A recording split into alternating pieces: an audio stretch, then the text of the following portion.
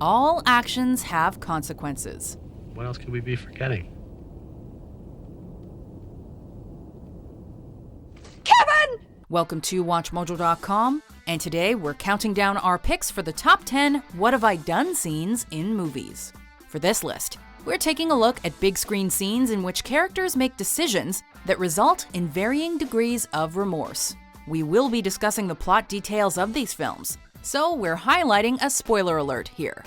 Mom and Dad, the team, they came to help because of sadness. Number 10, Jack Skellington, Jack's Christmas. The Nightmare Before Christmas. What have I done? Jack, you had good intentions, but bad execution. It's so sad to see Jack Skellington's Christmas dreams literally come crashing down. Everything's gone all wrong. With his curiosity oozing, he worked so hard to give everyone a joyous Christmas. And as he lies here heartbroken, he realizes he's only caused madness. And a plaque that reads, "Here lies poor old Jack." It's just such a gloomy sight. A skeleton crying in a cemetery, desperately trying to figure out where he went wrong. Jack just wanted to make people happy for once, but instead he turned the most wholesome day of the year into, you guessed it, a nightmare.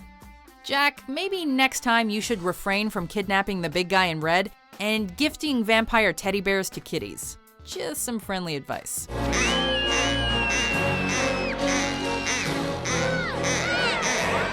Number 9, Snow Globe Murder, Unfaithful.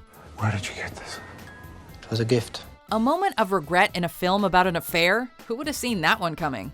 Edward discovers that his wife is having an affair with a 27-year-old used book salesman. So he decides to confront the adulterer at his apartment. However, when Edward finds the anniversary gift he gave his wife in her lover's home, his blind rage causes him to smash the younger man's head with it.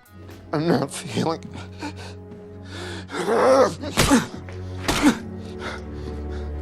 The scene feels so real. The camera shakes, Edward shakes, Paul shakes, the camera gets blurry, Ed gets sweaty. In short, it's tough to watch.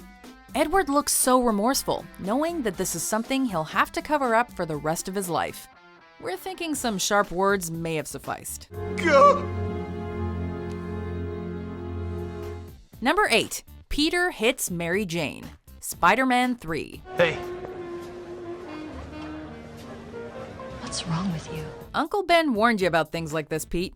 With great power comes great remorse, or something like that. An alien symbiote has latched onto the web slinger, and it's transforming Peter Parker into a new man, but not in a good way.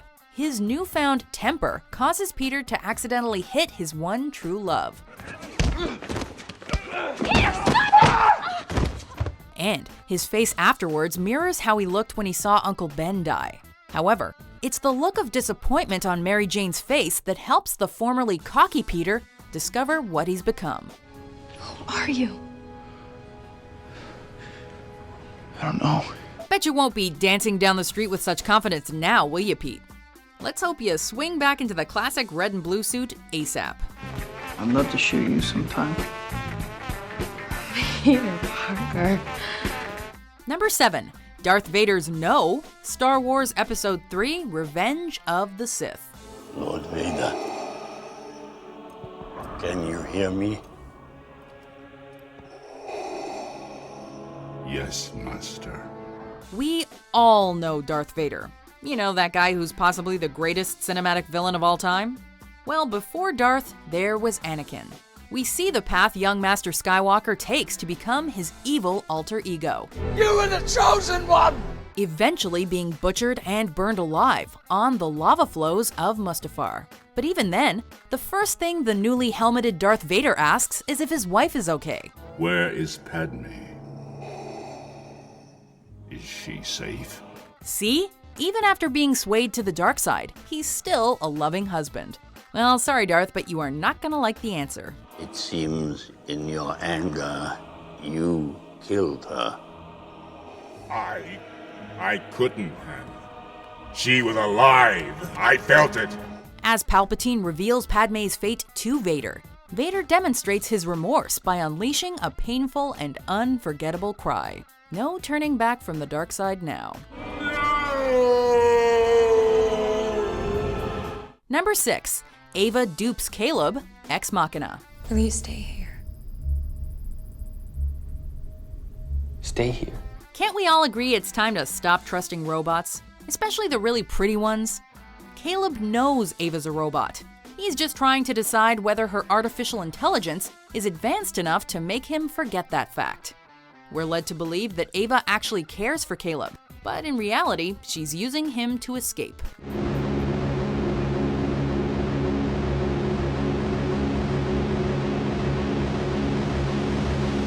We feel for him because he seems so nice and innocent, but once Ava's free, we can see that she is not messing around. Caleb's left hammering at the window from the wrong side, and we know that he's not going anywhere. What did he get himself into? And how will he get himself out?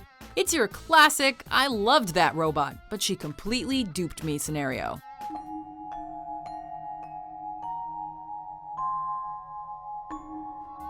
Number 5. The Grinch's Heart Grows, Dr. Seuss's How the Grinch Stole Christmas. Then the Grinch heard a sound, rising over the snow. It started in low, then it started to grow. How do we have 2 characters impersonating Santa and ruining Christmas on this list? In this scene, the Grinch realizes that, while he might have stolen all the Who's packages, boxes, and bags, Christmas is really all about spending time with loved ones. Maybe Christmas He thought. doesn't come from a store.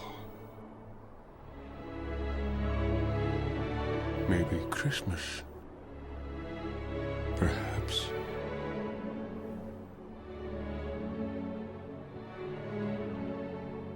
means a little bit more.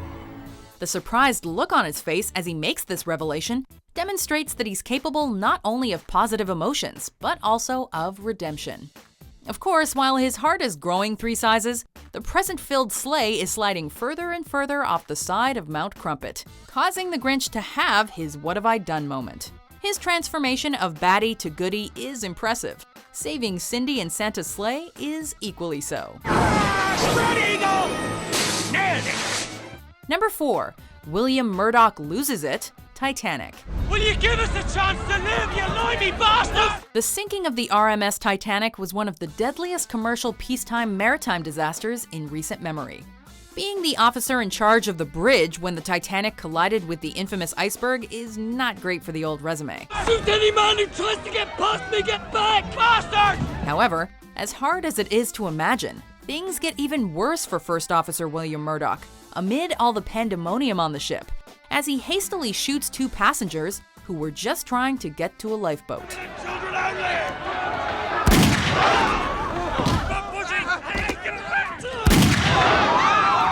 We truly feel the fear, the cold, and the panic these passengers must have experienced. And we see the instant regret and unbearable guilt on Murdoch's face.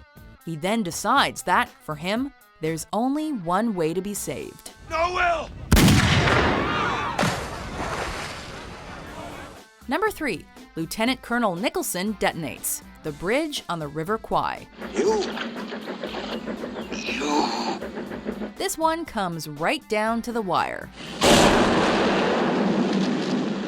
As a ranking officer in a group of British POWs during World War II, Lieutenant Colonel Nicholson takes it upon himself to see that his men build an impressive bridge. Not for the Japanese, but for the British, as a symbol of their diligence and resourcefulness. Because I don't care about your bridge, and I don't care about your rules. If we go on together. However, this causes him to lose sight of the bigger picture, and when he discovers that Allied forces are trying to destroy his bridge, he initially tries to stop them. But ultimately, in a beautiful and powerful moment, Nicholson asks himself the question of the day. What have I done? Painfully realizing the consequences of what he's trying to accomplish, and redeeming himself in his final moments by standing up for what he truly believes in. Madness! Number 2. The Bus to Nowhere, The The Graduate.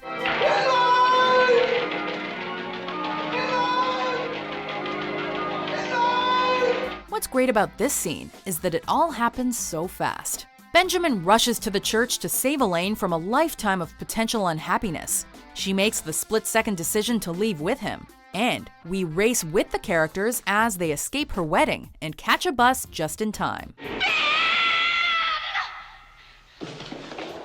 Where's the bus headed? Where are these characters headed? We don't know, and neither do they. The couple doesn't talk or even look at each other. It's nothing but half smiles and empty gazes into the distance while they sit in silence. Though neither character outwardly admits regret, the music that plays while they think about their choice implies it. Hello, darkness, my old friend. I've come to talk with you again. Making this an interesting and thought-provoking ending. Left its seeds while I was sleeping, and the vision that was planted in my brain. Before we unveil our number one pick, here are some honorable mentions. Oh no, what have I done? I'm not gonna let you do it.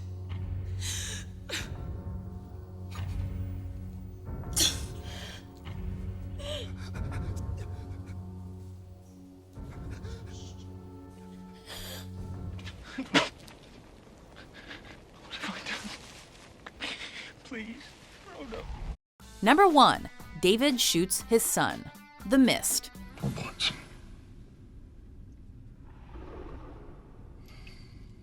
There's 5 of us.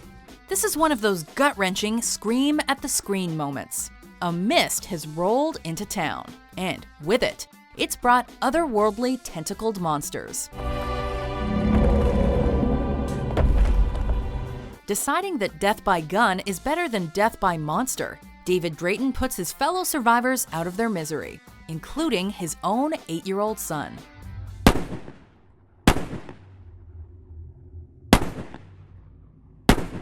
As the 4 gunshots sound, we reluctantly agree that David's choice to save his son from the unknown horrors of the mist was the right one. Unfortunately, he's left without a bullet for himself. So David is left alone with his decision.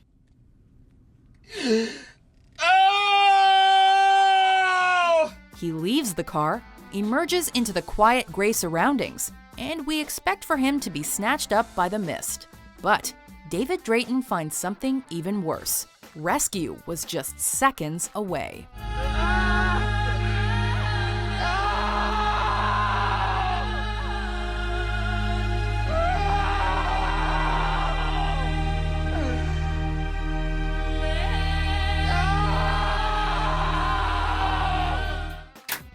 Do you agree with our list? What are your favorite What Have I Done scenes in movies? What have I done? For more entertaining top 10s published every day, be sure to subscribe to WatchMojo.com.